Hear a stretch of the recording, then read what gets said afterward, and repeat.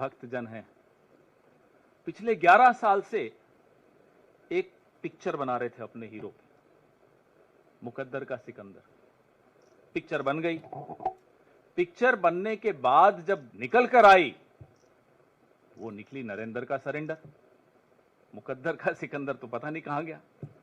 और नरेंद्र का सरेंडर जो आप बार बार देखते हैं, भक्तों को अब जाकर दिख रहा है। कई भक्त अब बेचारे हताश भी हो गए, निराश भी हो गए, सोशल मीडिया से दूर भी हो गए, व्हाट्सएप में ग्रुप छोड़ रहे हैं। हमें समझ में आता है उनका दर्द। देखिए, बहादुरी जो होती है ना, इंसान के चरित्र में होती है। उसका कोई इंजेक्शन नहीं होता, कोई दवाई का डोज ले लिया, बूस्टर शॉट ले लिया, ये सब नहीं चलता। बहादुरी तो अगर है तो है, नहीं है तो नहीं। तो ये भक्तों के सरेंडर में बहादुरी बिल्कुल नहीं दिखेगी। कायरता का इतिहास इनका अपना, खुद इनके संगठन का खुद। जब इतिहास ही कायरता का है और ऐसा व्यक्ति अगर देश की बागडोर संभालता है, तो देश का भविष्य खतरे में पड़ता है। वर्तमान में आपको सामने दिख रहा है। 10 मई की दोपहर को जब हमारी बहादुर सेना ने पाकिस्तान की गर्दन दबोच ली थी, हावी हो गई थी, अचानक फोन आता है ट्रंप साहब का, जैसा भी आपने राहुल जी को सुना। और फोन आकर बोला जाता है, नरेंद्र जी सरेंडर कर लीजिए। कड़क आवाज में बोला होगा, ये हमें पूरा भरोसा है।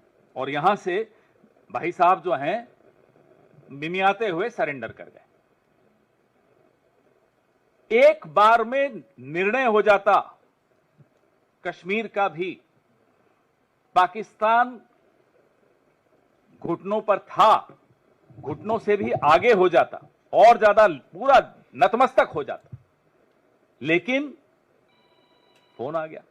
और साहब को जब वहां से फोन आ जाए, तो आप समझ सकते हैं कि हम तो वो सोच रहे हैं कि उनकी बॉडी लैंग्वेज, क्योंकि आजकल सोशल मीडिया पे बॉडी लैंग्वेज एक्सपर्ट्स भी बहुत हैं, उस वक्त बॉडी लैंग्वेज क्या रही होगी जब डोनाल्ड ट्रंप का फोन आया हो। पिछले 22 दिनों में अमेरिकी राष्ट्रपति 11-12 बार, अब तो हमने गिनना बंद कर दिया, लेकिन 11 बार से भी ऊपर, 1 दर्जन समझ लीजिए, बार कह चुके हैं कि मैंने व्यापार की धमकी देकर सीज फायर करवाया। ये नहीं बोला उन्होंने कि मैंने प्यार से बोला, प्यार की भाषा इस्तेमाल की, व्यापार की भाषा इस्तेमाल की। मोदी जी का किसी ने अगर जवाब सुना हो तो बता दीजिए।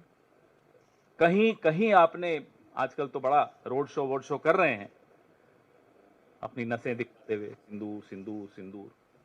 कहीं आपको दिखा हो नरेंद्र मोदी ने कहीं जवाब दिया हो डोनाल्ड ट्रंप को, आंख उठाकर?